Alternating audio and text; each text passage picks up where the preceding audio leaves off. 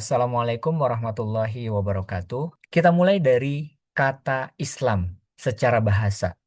Setiap agama itu memiliki nama.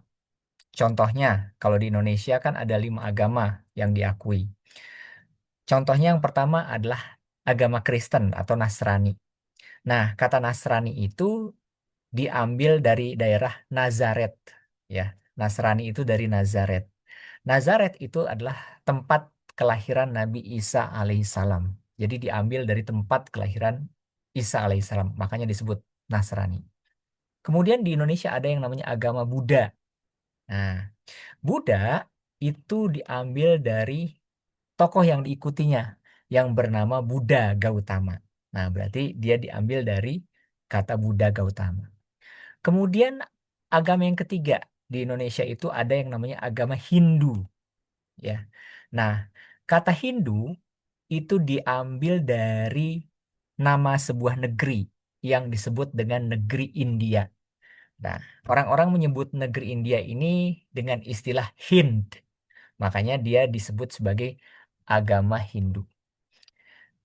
Ada satu nama agama tetapi di Indonesia tidak ada ya, yaitu agama Yahudi. Nah, Yahudi ini berasal dari nama Yahuza. Yahuza itu adalah putra Nabi Yakub alaihissalam dan istri bernama Laya, yaitu sepupunya.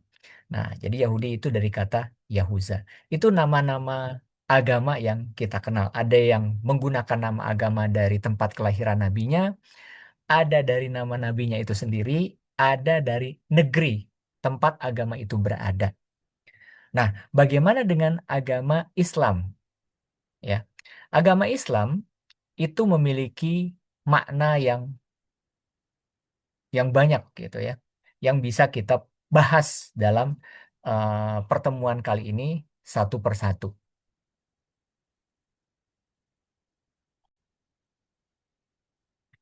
Baik, Islam itu berasal dari kata Islamul wajhi, yang artinya adalah menundukkan wajah.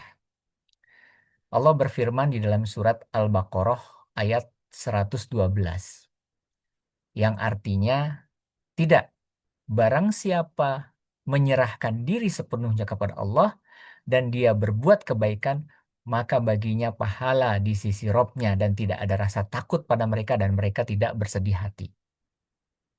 Nah, jadi Islam itu adalah aslamu wajhuhu lillah. Jadi wajah yang ditundukkan. Artinya adalah benar-benar tunduk, ikhlas, dan berserah diri kepada Allah. Itu makna yang pertama.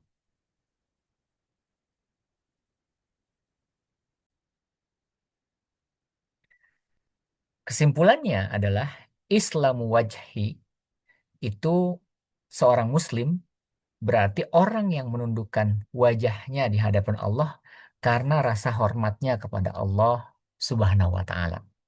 Ini makna Islam yang pertama. Jadi artinya adalah menundukkan wajah.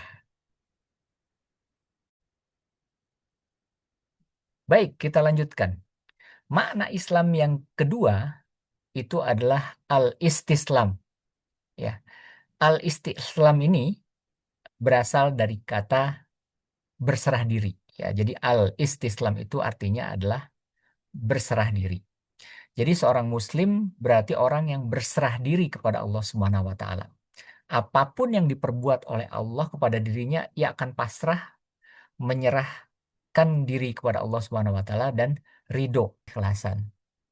Jadi poin berserah diri al-istislam itu adalah mengikuti aturan-aturan yang ditetapkan oleh Allah Subhanahu wa taala. Baik, kita lanjutkan. Makna Islam yang ketiga itu adalah as-salamah, ya. As-salamah ini artinya adalah suci dan bersih, ya. Jadi seorang muslim adalah orang yang bersih badan, pakaian, pikiran dan hatinya. Kebersihan ini merupakan kekhasan Islam sehingga bab toharoh atau bersuci itu diajarkan di awal-awal. Bahkan pertama pada saat kita belajar fikih itu kita diajarkan bab bersuci atau toharoh. Islam yang ketiga itu adalah as-salamah, artinya suci dan bersih. Yang pertama itu adalah bersih dari syirik. Syirik itu adalah menyekutukan Allah. Jadi menduakan Allah. Jadi menyembah kepada selain Allah. Nah, orang-orang seperti ini banyak kita temui di Indonesia. Orang yang lebih percaya kepada dukun. Jadi supaya majikan itu tunduk, dia datang kepada dukun, kemudian dukun memberikan sesuatu dan mengikuti apa kata dukun. Nah, itu masuk ke dalam kategori syirik. Pada saat kita ingin agar majikan kita baik terhadap kita, kita minta kepada zat yang menciptakan majikan kita, yaitu siapa? Allah Subhanahu wa Ta'ala. Minta saja langsung kepada Allah. Kan kita punya waktu. Dalam satu hari 5 kali kita sholat. Minta langsung kepada Allah. Ya Allah, saya punya majikan. Namanya Miss siapa disebutkan. Kemudian lembutkan hatinya ya Allah. Sehingga dia baik kepada saya. Itu. Jadi tidak meminta-minta kepada orang yang mungkin mengaku-ngaku sebagai ustadz. Padahal dia dukun. Atau yang mampu memberikan apa ya. Semacam orang sering menyebutnya dengan kata orang pintar. Nah, itu sebenarnya tidak dibenarkan. Jadi, kolbun salim itu bersih dari syirik. Yang kedua, bersih dari kemunafikan. Ya, pada zaman Rasulullah ada orang yang mengaku Muslim, ya, padahal hatinya tidak. Nah, itu yang disebut dengan munafik. Kemudian yang ketiga, bersih dari kebencian, iri hati, dan sombong. Nah, jadi orang yang hatinya bersih itu tidak iri. Ada orang lain lebih baik, maka dia akan berdoa kepada Allah, ya, semoga orang tersebut diberikan petunjuk. Kemudian kebencian atau juga orang yang sombong, menyombongkan diri. Kalau sekarang orang yang disebut sebagai flexing ya, pamer gitu ya. Nah, itu adalah ciri-ciri orang yang hatinya tidak bersih. Kemudian yang berikutnya, ikhlas dalam beribadah kepada Allah. Seperti Anda nih.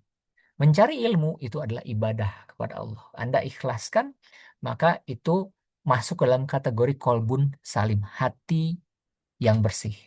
Dan poin terakhir adalah penuh keimanan dan ketakwaan.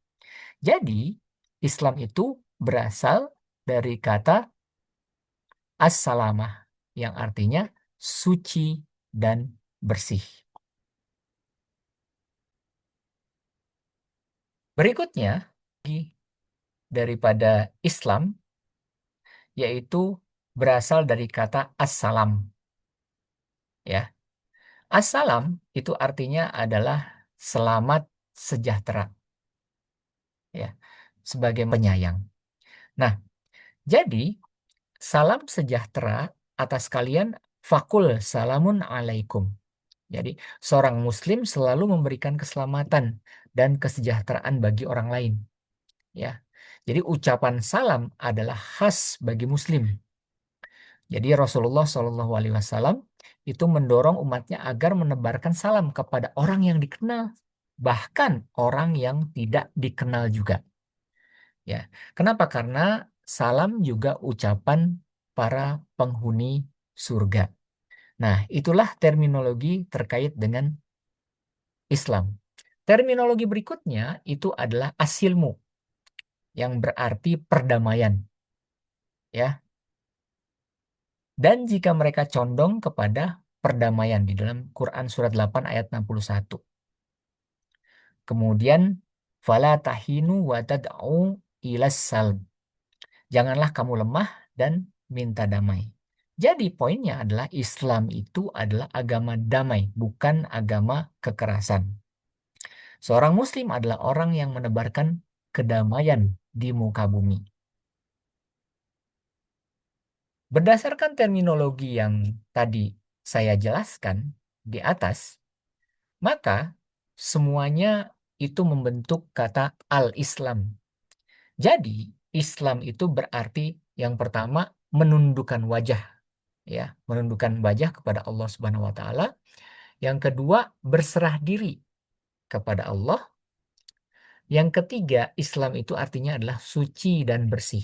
Berarti membersihkan hati kita, ya, membersihkan hati kita dari sifat apa tadi? Dari sifat munafik, kemudian dari sifat syirik, kebencian dan kedengkian.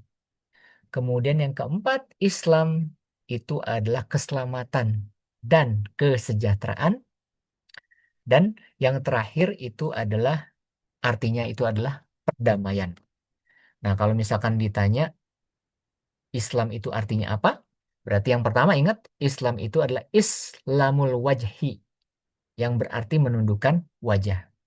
Yang kedua, Islam itu adalah al-istislam, yang berarti berserah diri.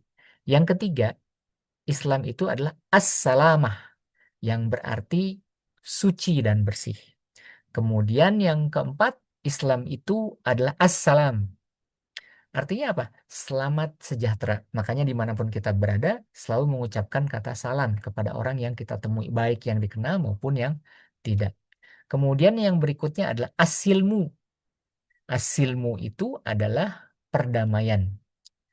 Jadi kalimatul Islam itu adalah artinya.